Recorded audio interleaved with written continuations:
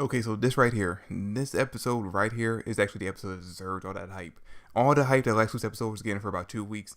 This is the one we were actually talking about. This is the one that deserved all the hypeness going behind it. Because what happens in this episode is exactly what's going to get people on board for this series if they're not already on. But let's jump right into it. Okay, so at the beginning of the episode, we actually get to see exactly how All For One took out all the heroes that were attacking the normal base.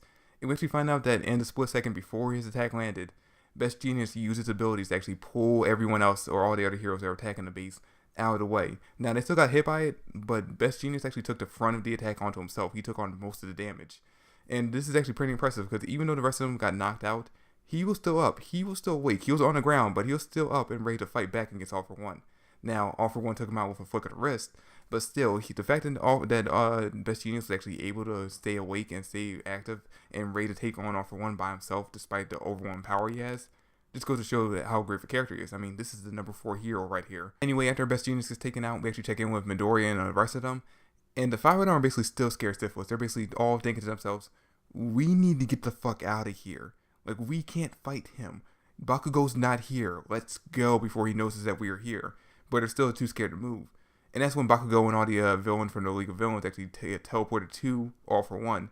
And that's when Midoriya's like, oh, fuck that. We are staying here. We are finding a way to save Bakugo from this situation. While Ida and Yaozurozu are basically like, no, we need to get the fuck out of here. They're both thinking to themselves, we need to find a way to escape without being noticed and, stay alive. So we see All For One basically telling Shigaraki that, hey, you failed again, but, I still believe in you. I still have faith in you, and I still think you actually can achieve your goal. And it's kind of weird. It's kind of like, I don't know, the best analogy I can think of for this situation is kind of like a father trying to teach his son how to ride a bike, and his son just fell off the bike. And he's really saying, hey, you just gotta get back on there. I believe you can do it, and I'm gonna be here for you. I'm gonna support you. And it's kind of weird seeing like a father-son situation that's so nice and so kind of heartwarming, if I'm being honest. And these are the two main villains of the series. Like, these are the two big bad villains of the series. And seeing this kind of heartwarming situation and situation we actually see later on in the episode, it's just kind of weird seeing this from the evil side and not from the good side. And then we get the moment everyone was hyped for. We get the big moment, All For One versus One For All. And dude, the animation during this initial impact between the two of them is on point. Like, seriously, this is probably the best animation they've had throughout the entire series. The two of them are going at it, and All For One actually has the advantage at this point because All Might is basically like, hey, I gotta rescue Bakugo. I gotta save him from the situation. So he's holding back, and that's actually giving All For One the advantage in the fight. And because of the fact that he's distracted by the fact that Bakugo is actually being attacked by the villains, because at this point they know they have to get out of there and let All For One take on All Might by himself. So they're trying to use a portal to escape, and they realize that they had to take Bakugo with them. So they're basically like, all right, well, we try to be reasonable with you, but you fucked that up. So now we're just gonna take you by force, and that's what they're trying to do. And Bakugo's using every trick that he has to basically keep out of their reach. And he even realizes himself that basically All Might can't fight at full power because he has to worry about, protecting him and not, using his full power to blow him away. And Midoriya even realizes this himself, and he's like, hey, we gotta come up with a plan in order to get Bakugo out there so All Might can basically use his full power and so we can accomplish our goal of coming here to save Bakugo.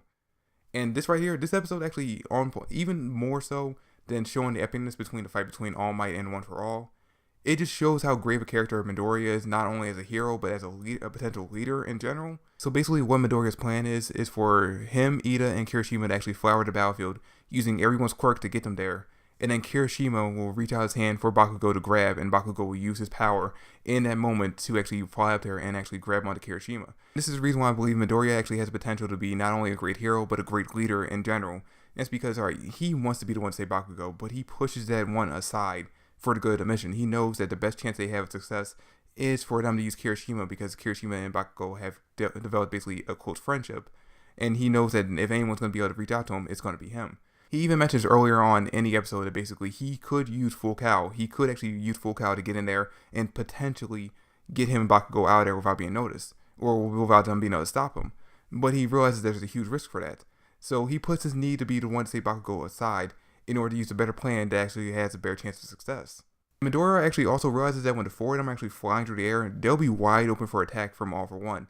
And that's actually what they're hoping for, because All For One being distracted and running to attack the 4 of them will give All Might the chance he needs to actually jump in there and land a hit on All For One, give him the advantage in the fight. And dude, once this happens, the two of them go at it. Now the other villains actually do try to stop them from escaping, but this is when actually Gran Turismo comes in and actually knocks some of them out. And now there's basically two great heroes up against these, kind of semi-villains and All For One. All For One basically realizes, alright, they're kind of in a bad situation right here. So he forces the rest of the villains to actually flee while he takes on the two of them. And then when All Might's actually about to land a really strong punch against All For One, he actually pulls in Gran Turismo in front of him and actually uses him to block the attack. So All Might has to pull back the attack a little bit and actually stop him from basically killing Gran Turismo right there. Then after Gran Turismo actually gets knocked out and is kind of thrown to the side, the two of them are going at it. It's an epic fight.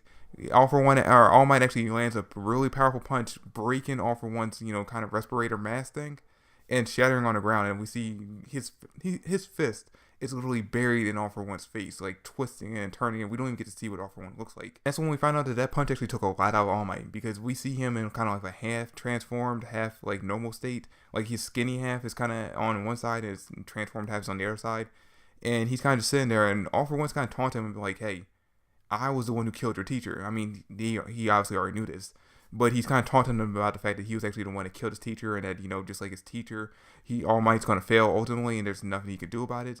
And that's pretty much where the episode ends. Now, like I said, this is the episode to be hyped about. And this episode, if people weren't already on board, this is the episode that gets them on board. In fact, not even this episode, even more so next week's episode. If you aren't on board for the series already, then you're going to jump ship and get on board when that episode airs. But that's it for the review. Thanks for watching. Hope you enjoyed. If you did, drop me a like. Subscribe to the channel. I greatly appreciate it. Comment down below your thoughts and theories. And I'll catch you guys later. Peace.